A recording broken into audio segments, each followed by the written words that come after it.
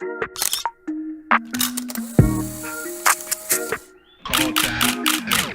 palette full of color, we'll leave the truth uncovered, cause only lies are white. We use the words we write to shine a light on life. My light is lava like it's hot and burning bright. Now read, recall, record, recite. We covered everything. Hi everybody, welcome back to And Cyn. I'm Cynthia Dorsey. I'm Veronique and And we're so happy to have you back in the room with us. Today we are covering the one, the only Anna Deavere Smith. I'm so excited about her, as I am with all of the playwrights. I realize I say that a lot, but Miss Smith is a prolific actress, playwright, and professor. She was born September 18th, 1950 in Baltimore, Maryland. You probably have seen her. She's been in various television shows like Dr. Nancy McNally in The West Wing. She was on Showtime's Nurse Jackie and on one of my favorite shows, For the People, where she played the U.S. District Court Clerk Tina Chrisman. One of her most notable playwright and actress moments was for her production of Fires in the Mirror and Twilight Los Angeles. These two plays were written and performed by her solely. She performed these two one-woman plays where she played a multiple and diverse character list. These two plays won the Drama Desk Award for Outstanding One-Person Show for 2 years in a row. She's also a teacher. She has taught at Tisch School of the Arts at New York University. She's also taught at University of Southern California, Stanford, Carnegie Mellon. She even has taught at the NYU School of Law. And out of all of her awards and accolades and acknowledgments, one that stands out for me is that in 2013, she received the 2012 National Humanities Medal from our president, Barack Obama. And in 2015, the National Endowment for the Arts selected her for the Jefferson Lecture. The Jefferson Lecture is the federal government's highest honor for achievement in humanities. She also was elected to the American Academy of Arts and Sciences.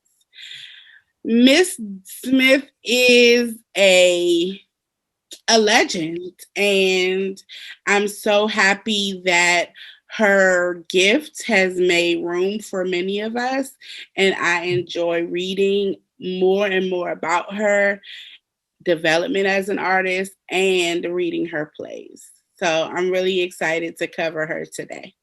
And now jumping into the play that we're covering by her today, Fires in the Mirror. So as Cynthia stated, this play is actually based on a set of interviews, and it's centered around the Crown Heights area of Brooklyn, the Crown Heights conflict. So in August of 1991, there was a Lubavitcher or Hasidic Jewish rebbe, and they were driving through the neighborhood. The car reared, it hit a 7-year-old young boy, Gavin Cato from Guyana, and he was killed. His cousin was seriously injured, and conflict arose because it seemed as if the help went towards the Hasidic rabbi and they weren't helping the children who were just hit.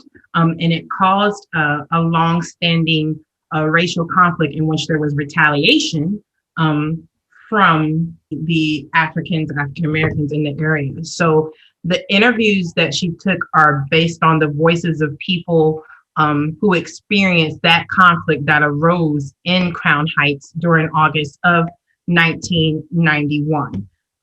It had longstanding tensions between the residents. There was, speaking of pain, oppression, of course, racism, conflict, and it really centered around a lot of the Caribbean immigrants and that Hasidic spiritual group. A lot of what happened in there is that somehow in the story, the voices of those people were lost. And the main media series was basically about whites being victimized, blacks being victimizers, and the heart of the people who were at the conflict, their voices weren't heard. So Fires in the Mirror is a part of her series of On the Road, A Search for the American Character, in which she interviews various people. She interviewed anonymous residents of the area, Reverend Al Sharpton, Tazake Shange, Rabbi Joseph Spielman. She went through to a large series of people to gather their interviews and created a series of monologues, which created the one-woman show that Cynthia spoke about. It first premiered on May 1st, 1992 at the Public Theater in New York City. And it's coined kind of sort of like verbatim theater. It was a pioneering piece to be able to take these real life events and interviews and cultivate it into a one-woman show. Her interview total was over 100 individuals throughout the course of her creating this play. And from here, we're able to hear the voices of the people who really lived in the heart and the center of the conflict, instead of the twist that the media put on it, which mainly overshadowed those voices. I'm amazed by it. I definitely took on documentary style, or verbatim theater is what they call it. I took on that myself in grad school. I went to Paris. I interviewed immigrants that had immigrated from various African countries to Paris to find out the why. And so I really respect that work. It takes a lot of organization. It takes a lot of perseverance, because everybody doesn't want to be interviewed, and you have to then select which interview you're going to put into your final piece. Not to say that any of the interviews need to be edited or taken out. They're all always so powerful and so rich, full of information that you can use. But then you have to begin to curate the piece that you want to perform. And so I've been admirable of her work and her style of writing for years now. What's your favorite monologue from Fires in the Mirror? So one of them we are going to hear a little bit by our reader, so I'll talk about the other one. Yep, this is it. So it was I guess coined mirrors, and it's just something that I like about the analogy with the reflection and going through that piece. That particular monologue was of a man in his 50s. The setting was like Cambridge, Massachusetts, but I just kind of like, because I like to picture things, just the analogies of like, he's speaking about the mirror, then it reflects in the simplicity of the mirror, but then the evil on the inside, and is the mirror real? And it kind of gives you, because you're looking at reflection. And when I'm thinking about the overall piece, what I love about her and what I love about verbatim theater is that you're giving people a voice who are voiceless. I just kind of like that kind of feel of the reflection. I love the monologue of the teenage girl. Okay, because again, I think it gives voice to a group that is often overshadowed because of having Black and Latino heritage, and how do you navigate those two worlds? But I really like those two. I think I'm in awe because I've done a couple of one-person shows and I just don't know how she did this. It just, you have men, you have Hasidic rabbi, you have, real person, you have all these people and you have to, to have that authenticity to portray it as authentically as possible so that it reaches people. Not only comes to, like you said, that you have that firsthand experience of actually doing that kind of work, and then she has to take it a step further and do it on stage. And I'm just like, when I look at these monologues, I'm like, they're powerful. And I'm like, they're very distinct characters. I'm like, they don't blend. And I'm like, what a gift, because that's one of my challenges. They start to look alike, when you're doing, and you can just tell from the writing or the way that she's just taken their words. And to me, it's kind of like I like mirrors because to me, it's poetic in a sense, which gives me that Intozake Shange feel along with the verbatim theater. Yeah, so those are two that I really like. What about you? What is Same. one? Same. I just adore the voice of the teenage girl. I'm like obsessed with that monologue.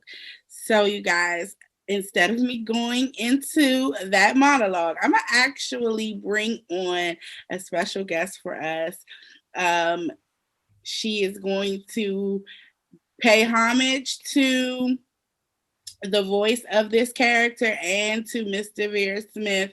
And we thank you. We honor you, Miss Deavere Smith, and your work.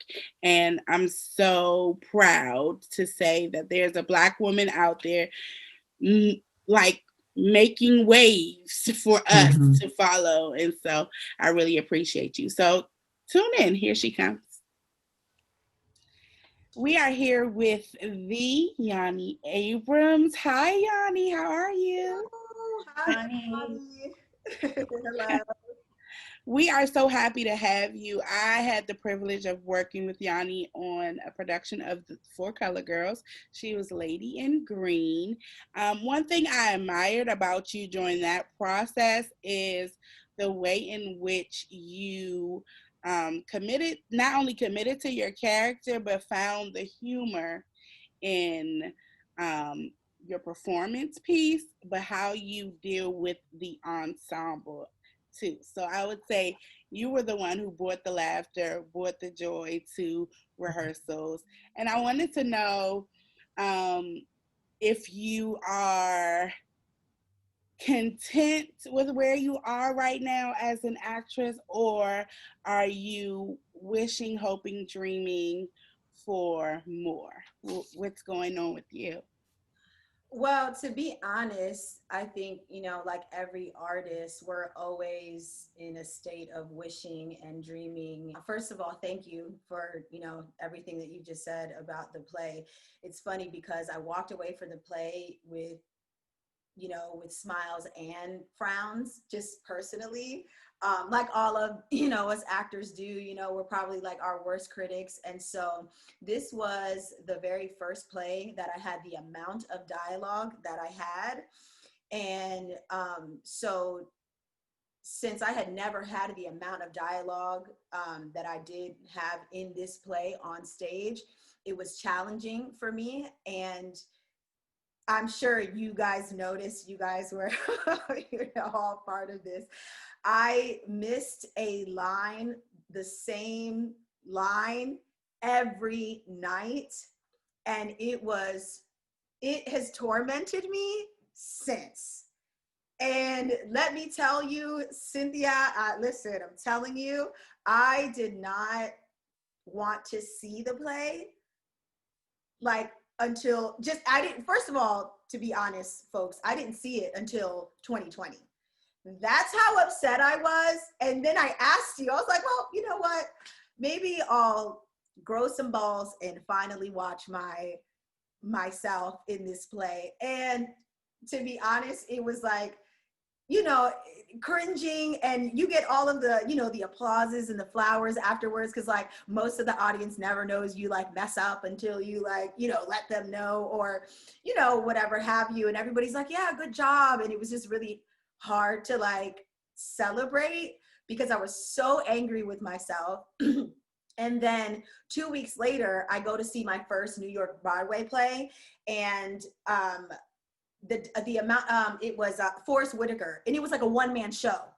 For 2 hours, this man is on stage just talking, and I was and that just nailed the coffin. I was like, I do not want to see myself. I felt so ashamed. I was like, and don't get me wrong, that was the bad part, but I'm so hard on myself. But I mean, I had a blast. I enjoyed myself. The cast, everybody did an amazing job, and I had so much fun. And everybody, was like, they were like, you did a great job. Everybody did such an awesome job. And I'm like, I walked away just like, I'm happy, but I'm not happy. And I had to deal with that after all these years. And I finally saw the play. So that was a long answer, but I just had to get that out. I feel like I'm in the confession room. I had to get that out. But where we are today, I don't feel like I'm where I would like to be, unfortunately. But I know that this journey, as an artist, it's filled with a lot of, ups and downs, just like any other artist. But I do feel like I'm not where I would have envisioned myself a few years ago. But what can you do besides continue to dream and just make sure that every day you put, one more stone, towards that dream so that you can continue to build and, and just keep trucking, really. I mean, I don't like to spend a lot of time singing my shoulda, coulda, wouldas, but I have my days and I've had them more often than I would have liked to, especially now. This year is a wash. And, but I will say that this downtime with projects has really opened my eyes to what I feel like I should have been doing a long time ago. I do have a project that it's a monologue project, and it's a project that has been on my mind for about 2 years. And it's like, you should have been doing this, you know what I mean? But now during this downtime, it really forces you to have to be more creative and active. Active is a big thing, staying active, because I feel like I've had so many days this year where I feel like you just don't feel like it. There's so much going on. It's hectic. It's like just up and down and so unpredictable. And I just feel like I haven't put as much towards my career this year. But the one thing that I do feel like this year has produced is me forcing myself to really water that creative project that has been sitting and lingering in my head, this entire time. I have so much downtime, I feel like, just depending, and now it's picking up a little bit, but the downtime that I have, I feel like now I have this time. Now you have to, really invest in yourself and really put yourself on screen, because nobody's doing that right now. And who knows when it's going to pick all the way back up? Who knows what our new normal is going to look like? So I'm just trucking, and I feel like, I know I'm not alone, even though it feels that way sometimes. And I know that a lot of the communication with the ring of actors that I know has dwindled a little bit. And because we're just in this area where it's not as lively as, maybe LA or Atlanta, you have to really put in work to stay connected with your fellow actors and, and your producers and creators and, cinematographers and stuff like that. And so it's hard, but again, what are you going to do? You just keep dreaming and, and really try to just stay connected. Because just even talking, doing things like this motivates you, hearing stories from, your fellow actors, like, what are y'all doing? What are you guys getting into? How are you guys keeping the creative juices going? It really helps. So that's where I'm at. So until I continue to ramble, I'll let you ask the next question. Not rambling at all. You are sharing very vital and important things. One of the things that the show is focused on with the past few interviews is on mental health. So you just sharing like how you've been feeling, and you stating those points about even staying connected or continuing to work in some aspect, because even though, our main disciplines may be acting or directing or in such, being an artist, you always have those different flows of energy. But I would love to hear a little bit more, because I had that honor of acting with you on stage, which was still an honor. It was my think that was like my first show that wasn't a one person show that I did in DC. So I'm just always like, that's my, yeah, my, when I was actually returning back to stage with y'all. So I just thought it was an awesome, doesn't encompass the experience that I had working with you and everyone on stage. I would love to hear more just about your journey coming into acting and as an actress. What led you to make this decision, or how did you know this is the career that I want for myself? Okay, good question. Another one that I feel like I have to make sure I don't talk for 80 hours on. Okay, so yeah, about the mental health, I feel like, to be honest with you, the most depleting part of not being connected is that it's kind of like you get into your own head and your own space, and it does feel very lonely. But like I said, if you're not in like a booming city, when things, where you're just constantly running into possibilities or opportunities to work on projects, you have to stay connected and you have to do the work. And sometimes it's stressful, you don't feel like it, and if you're not finding, if there aren't enough projects going on where you feel like you're not being casted in the way that you want to be casted, or playing the roles that you want to, it's just, it's depleting. You kind of get tired from it, and you just, like I said, I feel like just staying connected really, and just, now really investing in what your creative projects may be has been just a big thing for me, because I do get really stressed out about things not seeming to move in the, as fast as you want them to. And that gets tiring and it's exhausting. But so my journey to address your second question, my journey into this field, I feel like when I was very young, I've always wanted to act or pretend, if you will, in some type of way. My favorite game was to play pretend. I took it very seriously.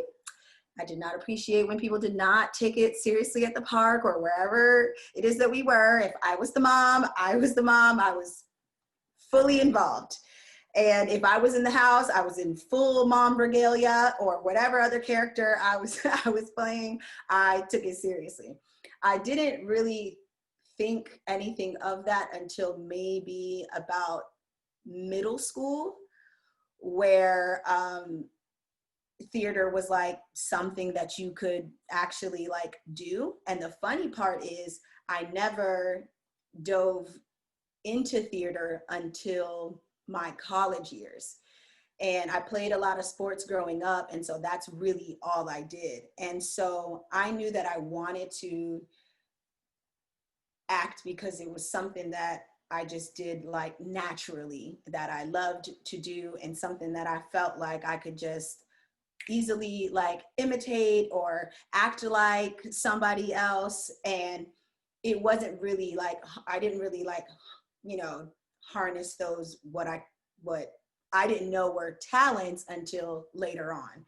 And so I get to college, by the time I get to college, it was, I went to NSU, Norfolk State, and I walk into the music building and I see two flyers, one for the audition for theater and the other one, the audition for radio, because we had a very live poppin' radio station at, we still do, Hot 91, shout outs to y'all. And so because I knew in like my being that acting was something that I felt like, it's weird because I had never been on stage before, but I just felt like it was something that I had and it was already mine. And I saw the radio one and I go, let me try the radio one. But I don't know where that thought came from, because it was just really strange, because I had never been on stage before, never filmed myself doing anything, but I was like, I know acting is my thing because it's always been my thing in my head. So then I go and I audition for the radio station, and by the grace of God, I get chosen. And so now I'm in radio. Fast forward, I got my show on Hot 91. Then I get my own show on Hot 91. I'm coming here to back home, back to DC, and I land 2 internships at WKYS at 93.9. So now my life is just radio. And then while I'm at school, I'm hosting, I'm doing, me and a couple of other partners, we had an all girls group that we threw parties. And so it was parties, throwing parties, hosting, doing media stuff, and all radio. That was my life. So when I came back home, and the last radio gig I had, it was produced by Penny Hardaway. It was called the Bottom Line Sports Show. So I was a sports analyst, and I just felt like my acting career in my mind and inside of me were just catching dust, and it was just dwindling. So I said I was going to pull the plug, and me, just part of my personality, I get real active when it gets really, really tight.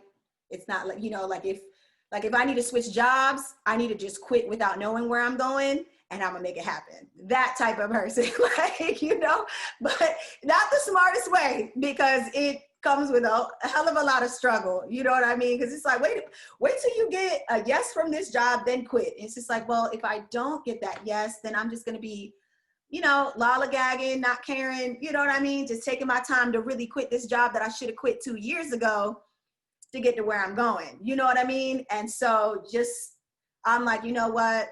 I'm gonna just send one up, God, and take the reins, and let's see what happens.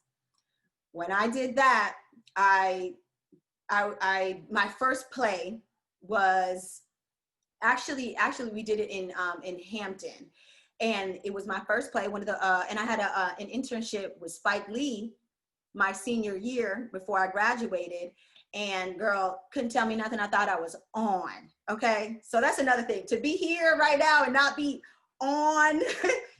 I thought I was it. Okay, I had internships at DC. I had the internship with Spike Lee. Girl, couldn't tell me nothing. I was ready to go straight to Hollywood. And so after that internship, one of the ADs, Bear Jackson, he's actually an NSU alumni, he wrote a play, directed a play called The Banquet. It was a gospel play, and that was the very first play I was in. And after that, the ball just started rolling. Like I came, when I was back home, I jumped into the classes, and, my circle built very quickly, and I was getting casted and stuff, and it was just flowing, and back to the mental health.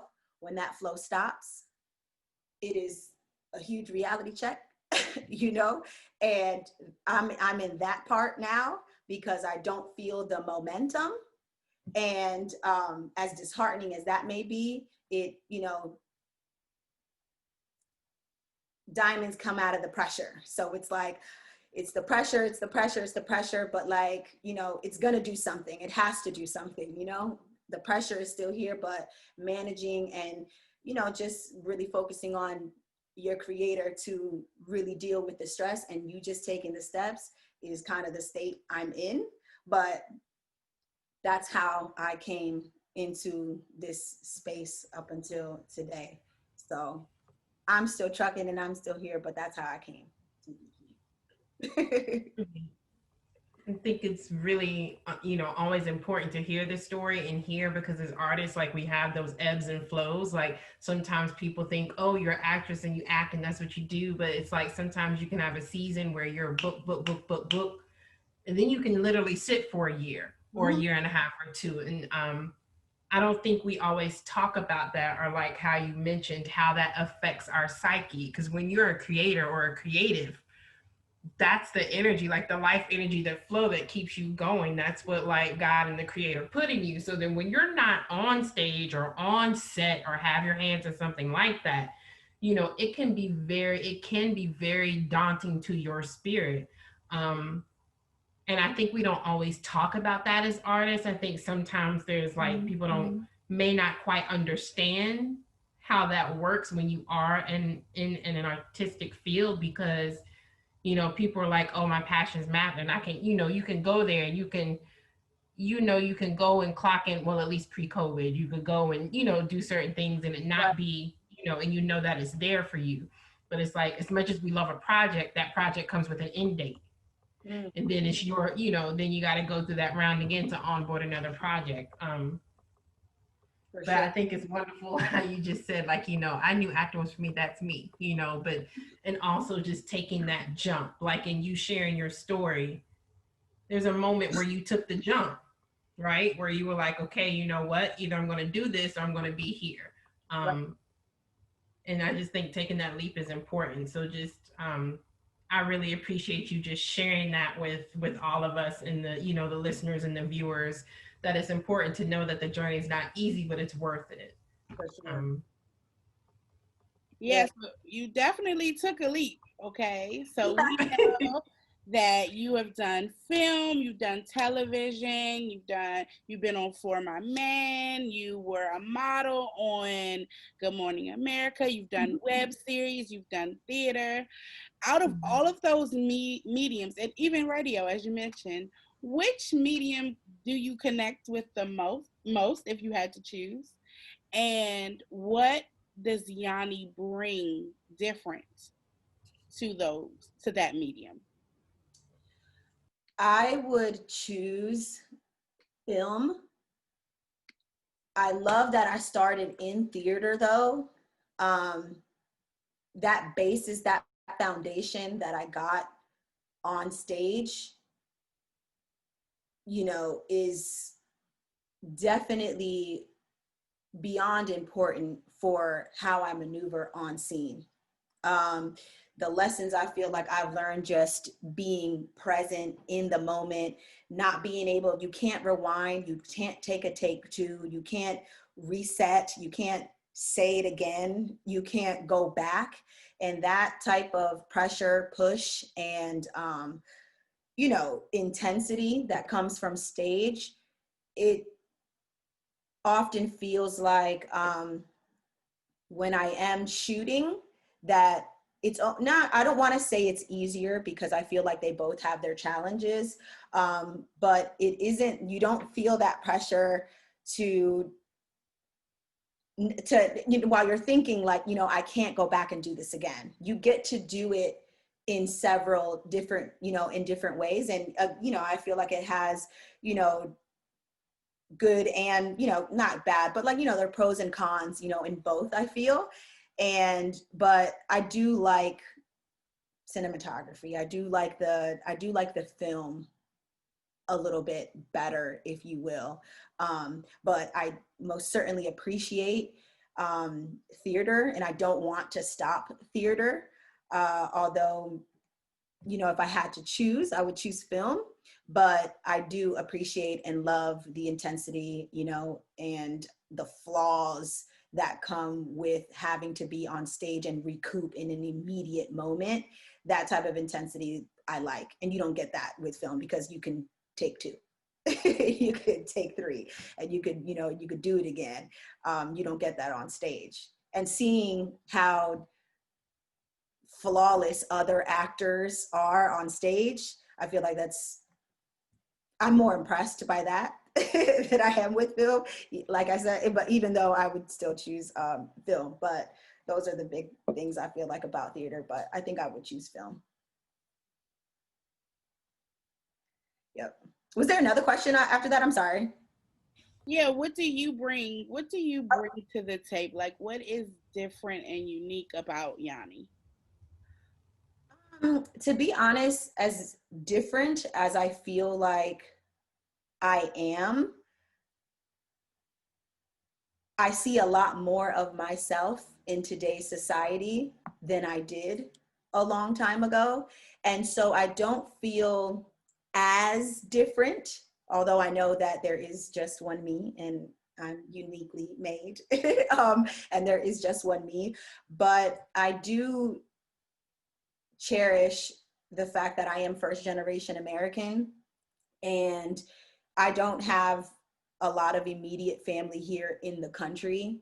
And being able to grow up in what felt like two different worlds my entire life, I feel like gives me an edge to how we view certain things in society and laws and just the way our culture, our culture is, I feel like I have just a certain level of diversity that I feel like I bring when I try to relay a message through a particular character. And so I bring those experiences. It's like I have, the American culture, but I have, but I'm from, immigrant, my immigrant parents that are from Panama, and my dad, he's Jamaican. And so I have a lot of culture that I feel like I bring into this American culture with me.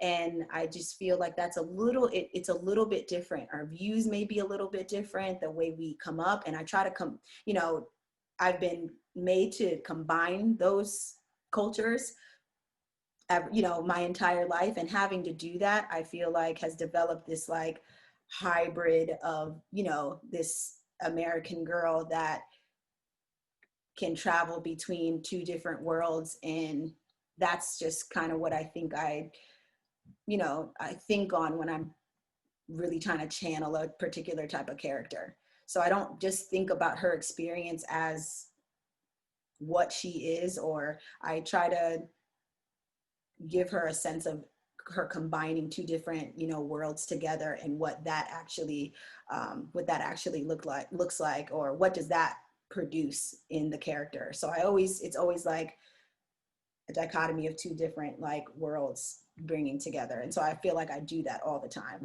with most of my characters.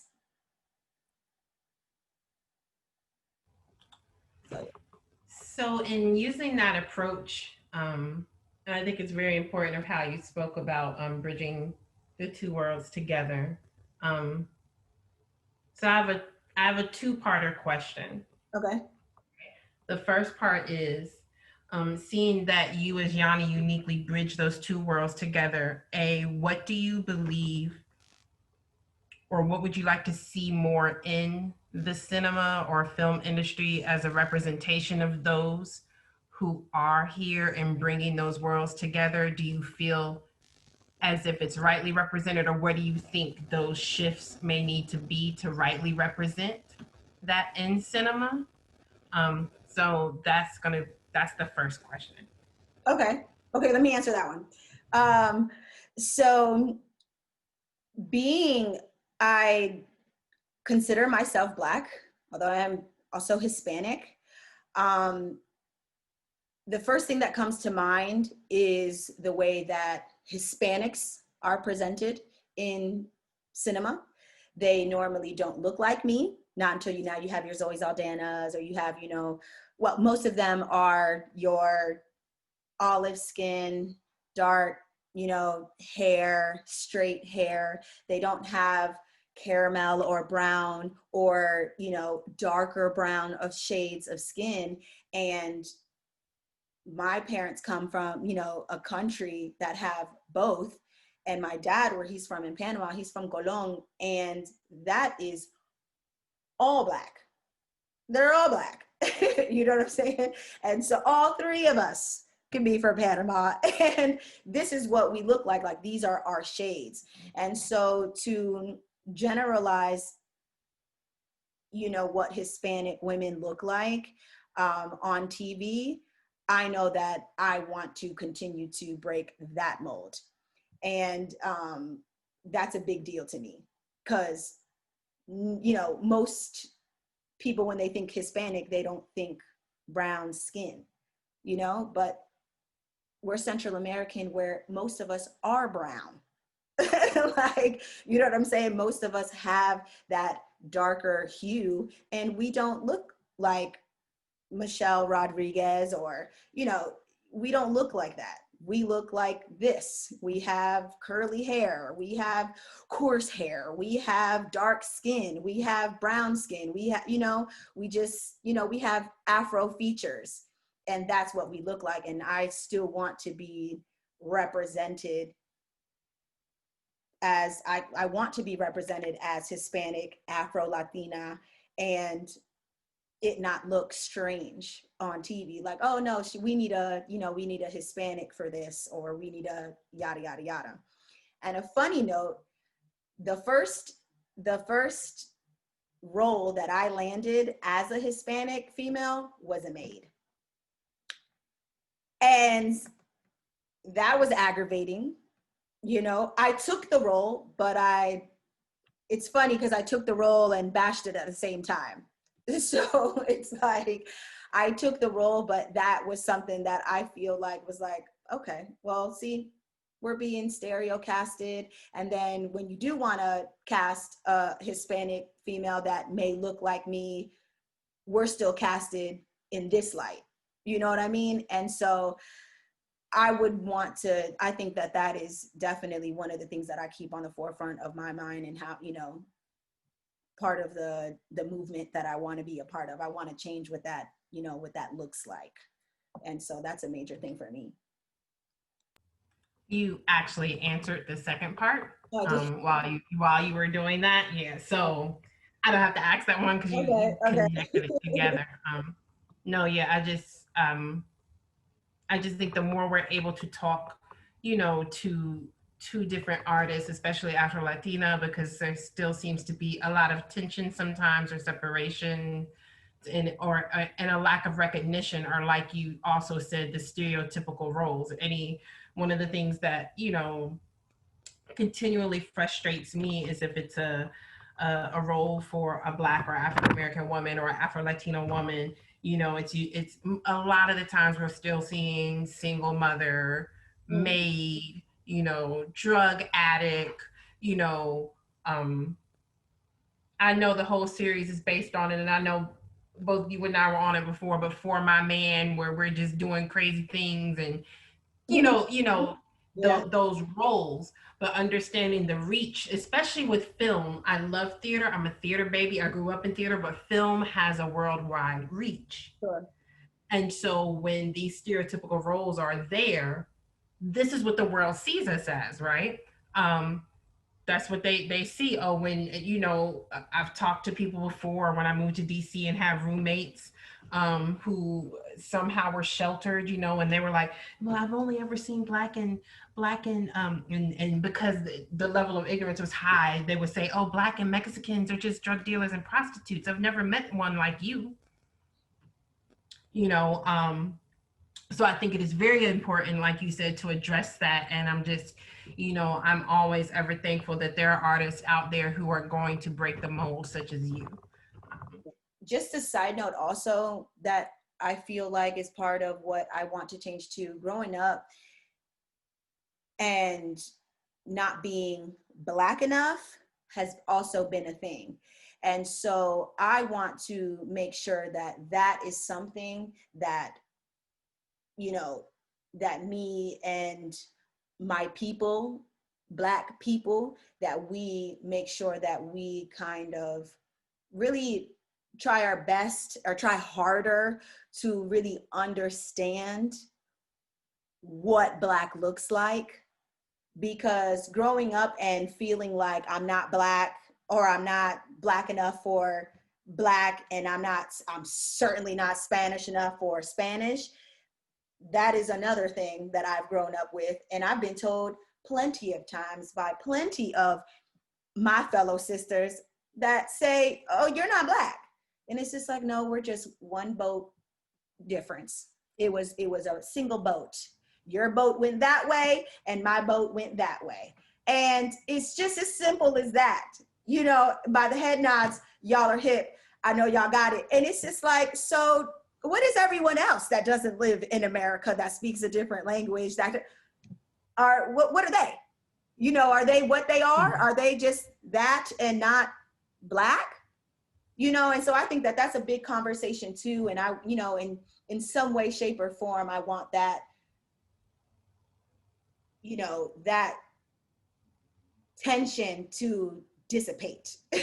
You know what I mean? Because it's frustrating. You know what I mean? So I want that to somehow, reveal itself on a mass level. And, hopefully that will also get better too. You know what I mean? Because I think that plays a part also. Because you have your prejudice within your own, within your own community, your own people, and that's one, and that's a major one for me. Yeah, we talk a lot about the Black culture being so vast, and that Black women are so vast. We are everywhere. We are a part of so many different cultures, religions. We occupy space. And so that's why people admire us so much and mimic us and want to be us. But we also need to recognize that though we are in different parts of the country, the globe, though our skin color may not be the same, that one boat, different location thing is real. And we talk about a lot. Forget too, it's only 6% came here. Only 6%. The reason why there are so many Black people here in this country is because it was forced upon them to procreate. Mm-hmm.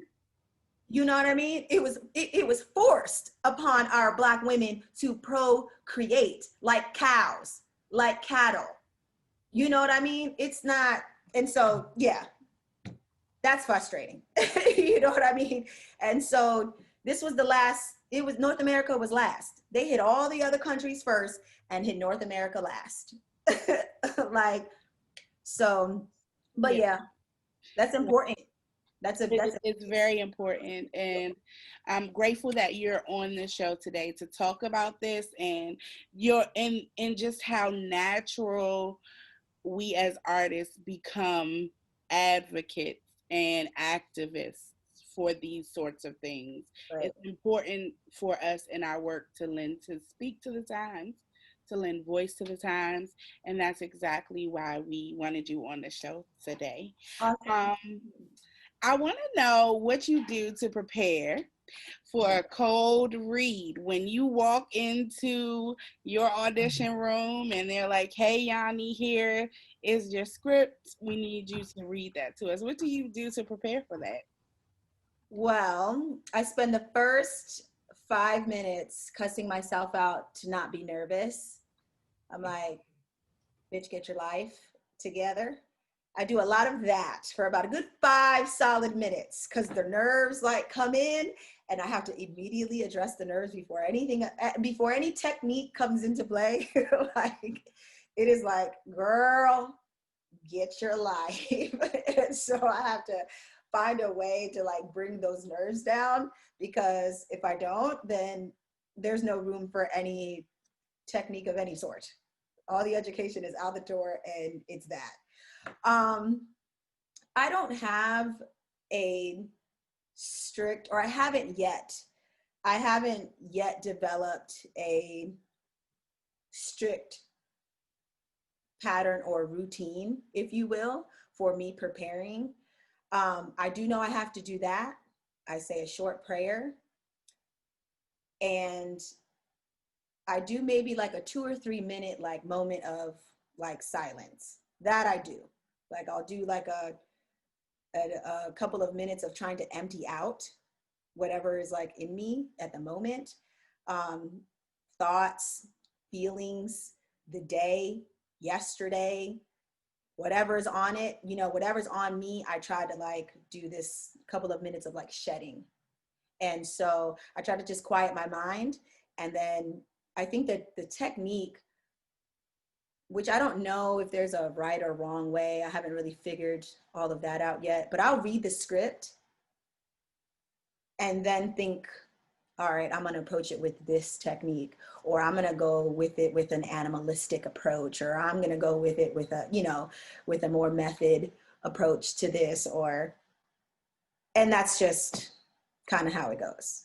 But the yelling at myself for a couple of minutes, that's a thing. Like that is like a stop it, bitch, stop the nonsense. Cause it's like an immediate like, and I'm just like, stop. That I do. And then the couple of minutes of, just trying to release all of, today's stress or yesterday's stress or whatever's like on you is like a thing. And then I'll read the script and then I'll just let it in and let it develop, however it develops. I'm sure that's not any like good advice for anybody listening. Like, all right, well, I thought I was going to get some good advice from this girl. Like, what does she do? Tune in later. Maybe just keep tuning in. I feel like I'm still developing myself, but that's just kind of how I go about it for now. Well, we're going to take you through a code read today. I sent you your size. I've already yelled at myself, so that's out the way. So whenever you are ready, you can show us your best code read. Okay. All right. So does everybody know what I'm reading? The anonymous girl looking in the mirror? Okay. All right. So this code read is anonymous girl, look in the mirror.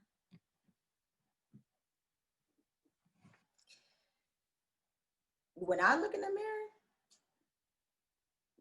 I don't know. When did I find out I was Black? When I grew up and I looked in the mirror and I saw that I was Black. But I saw my parents. Yeah, they Black. That's when I knew I was Black. Look at my skin. You Black? Black is beautiful. I mean, white is beautiful too, but Black is beautiful too. I don't know. I always say that to myself. In my class, there's no white people. Like, they're all Black. I mean, some is Hispanic too, but it's mostly Black. They despise Puerto Ricans. And I don't know why, because I think it's because they think that Puerto Ricans are like stuck up and everything. Like, but they say like, oh my gosh, my nail broke, or oh my gosh, look at this guy, like, and everything. But they act like that themselves. They act just like white girls. But Black girls is not like that. Like, please, if you could be in my class, like, they say Puerto Ricans act like that, and like, what I don't understand is that they act like that themselves. Black girls, they bite off the Spanish girls.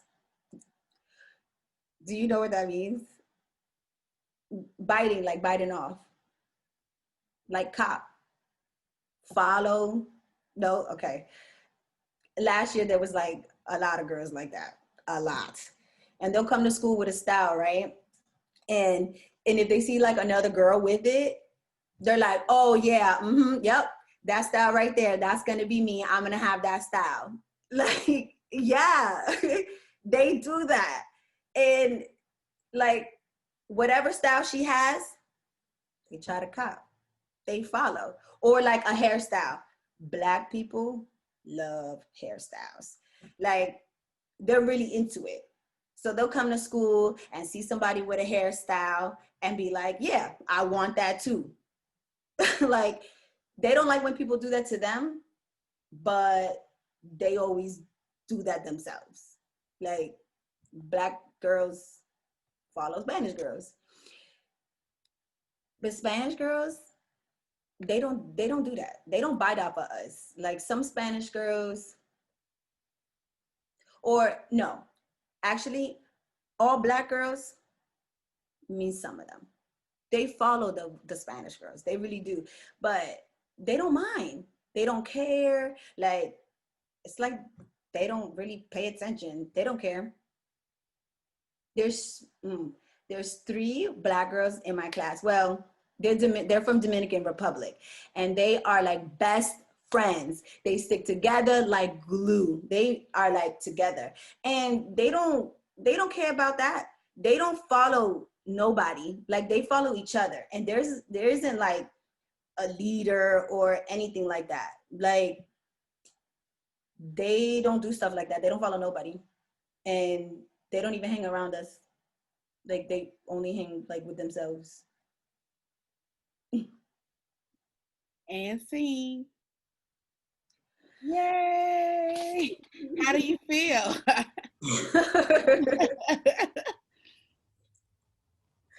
I feel good. I feel good. It's interesting that we gave you this piece before speaking to you, and Mm. you were talking about the relationship that Black girls have with Hispanic girls and vice versa, or with that Black girls have with each other. So it was just really interesting to hear that from you first, and then to listen to you read.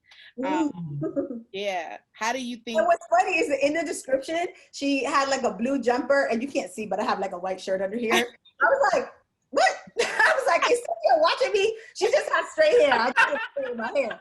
I was like, is she watching me? I was like, blue jumper, white shirt. I was like, I thought that was funny. What's next for you? What do you? I know you mentioned your monologue. What is that? Tell us more about it. Okay, so my project revolves around the idea. Well, it was birthed from the idea that I wasn't getting casted in enough things to create my reel, that a reel that I was proud of. So I had done several projects, but it wasn't something that a tool that I wanted to promote myself with, because it had too many roles that I didn't want to play. So I didn't mind the roles. I mean, in the very beginning of your beginning stages, you get casted, with things that you may not always want to kind of, do. And they go off your look, they go off your style. And, that's the onset of how you start booking roles. However, I didn't feel like the compilation of the stuff that I had really promoted me. Can you still hear me? Am I still there? Oh, promoted me the way I wanted to be promoted. And so now the project is a compilation of monologues in what I call real time.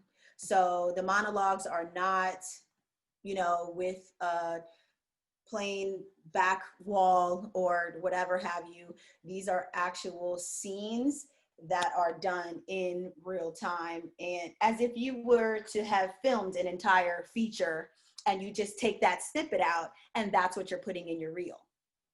And so one of the all of the topics are important, but one of the very first ones that I want to do in the season is suicide. So for instance, I will have certain actors perform these monologues, but perform them in real settings. And so if you're contemplating jumping off a bridge, I want to see that. If you are contemplating, slitting your wrist, and I know I feel like I'm talking about this freely without any, but I just really want that real effect. And I want to have actors engaged in the environment in the environment that is, parallel to that monologue. I don't want the monologue to be in a green room or, in your bedroom or wherever. I really want it to be live action, as intense as possible, and just in real time. And I want these subjects to, and as time is going on, these subjects like change, like women empowerment, LGBT, or and suicide and psychological, and childhood trauma, just all of these like things that are going on with our society now. I just want to showcase these things. So now it hasn't just, it's developed into a more of a tool for, and a platform for us actors to actually talk about what is happening with our generation. And I want to just do it in monologue style. So whether these are original monologues or monologues that we're pulling from film or stage, that's kind of what I'm going for. So I want it to be, a compilation of just a series of talented actors in each like topic, if you will. And so, and then I feel like, you know, it gives the actor a lot more room to pick and choose like how they want to be seen. You know, you want to be in a more aggressive scene. You want to be more of a tomboy. You want to be more of a cute girl. You want to be, you know, there's going to be different topics where we can do that. You know what I mean? And so, or you can be, and visually be able to promote that, you know, that particular role that you want to be seen in. So I want to thank you so much for coming on the show today. It has been a pleasure just to reconnect and to hear about your journey. And also, I just want you never keep that mentality you had in college about not giving up, because yes, it's difficult. I think we all are in the same place. We're dreaming and trying to figure it out and want our careers to pop off, and it will, because you have such a wonderful gift and you have a great spirit, and I know that the best is coming for you and your career. So I hope you believe that and you act on it. Thank you so much. I'm serious. It was a pleasure to see you guys again, and I'm glad you guys are doing well. I receive it, Cynthia. You said it will. I will receive it and let it sink in. But no, this was a pleasure. I had a lot of fun, and you guys keep me posted, keep me in the loop, and you know, let's stay connected. And let's just keep this thing going. Let's just keep dreaming and nice. Keep pushing. All right, girl. Okay, yeah. I'll see you guys later. All right.